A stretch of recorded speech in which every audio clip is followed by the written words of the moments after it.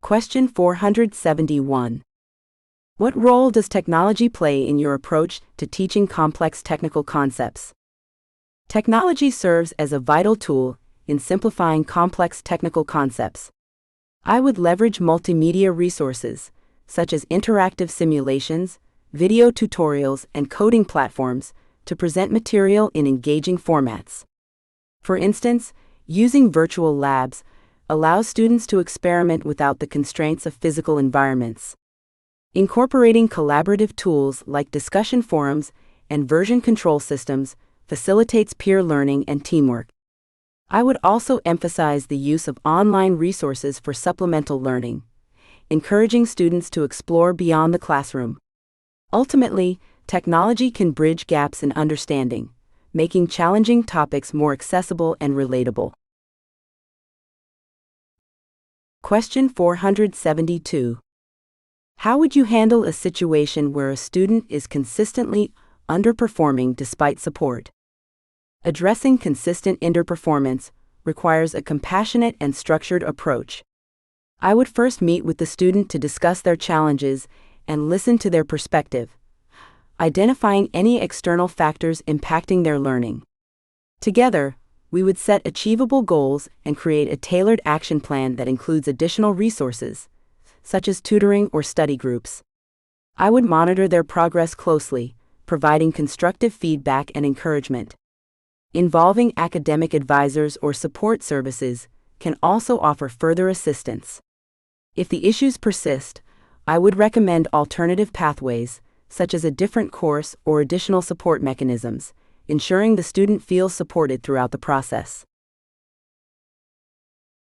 Question 473. Explain how you would incorporate culturally responsive teaching in a technical curriculum. Culturally responsive teaching in a technical curriculum involves recognizing and valuing the diverse backgrounds of students.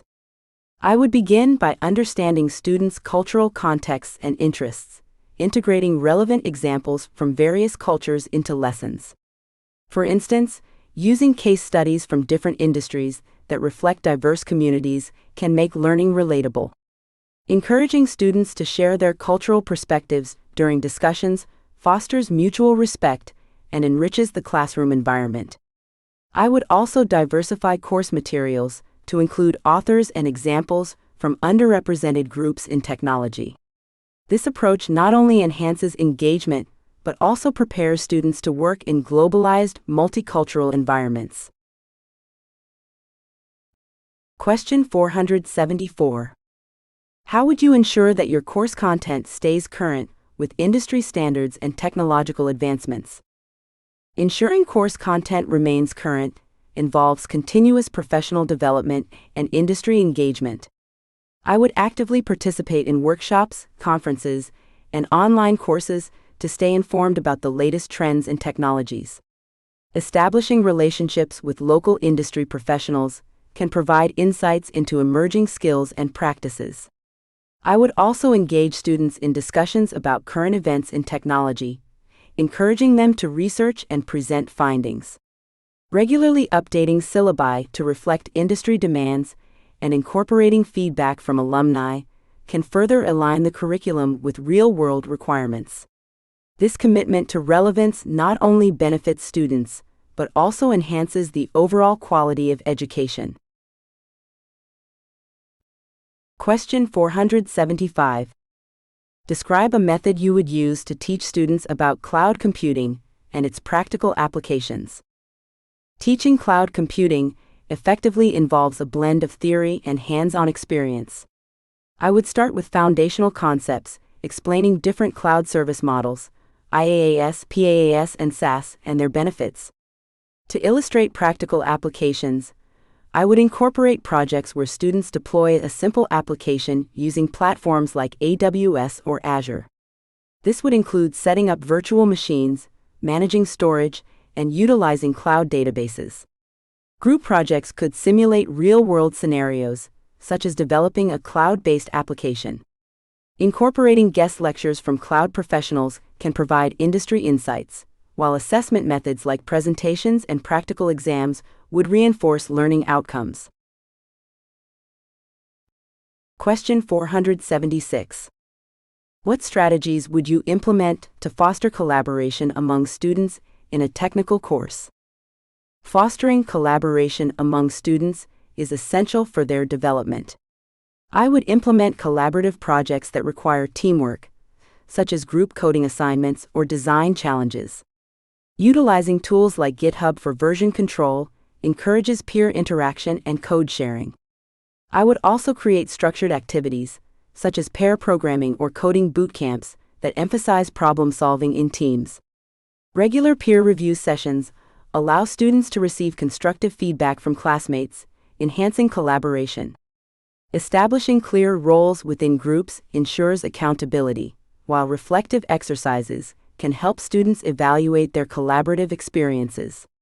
This approach not only builds technical skills, but also enhances soft skills like communication and teamwork. Question 477. How do you approach teaching ethical considerations in technology to your students? Teaching ethical considerations in technology is crucial for developing responsible professionals. I would incorporate discussions on real-world ethical dilemmas, such as data privacy, algorithmic bias, and intellectual property. Case studies highlighting ethical breaches would stimulate critical thinking and debate among students. I would encourage students to examine their values and how these intersect with technological advancements. Assignments could include researching ethical frameworks and applying them to hypothetical scenarios in technology development. Guest speakers from the industry can provide insights into how companies navigate ethical challenges. This holistic approach ensures that students understand the broader implications of their work in technology. Question 478. What assessment methods would you employ to evaluate student understanding of complex technical topics? I would employ a variety of assessment methods to evaluate student understanding effectively. Formative assessments, such as quizzes and in-class activities, provide immediate feedback on comprehension.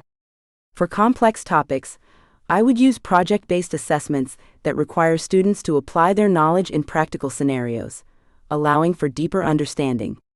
Peer assessments can foster collaboration and critical thinking, as students evaluate each other's work.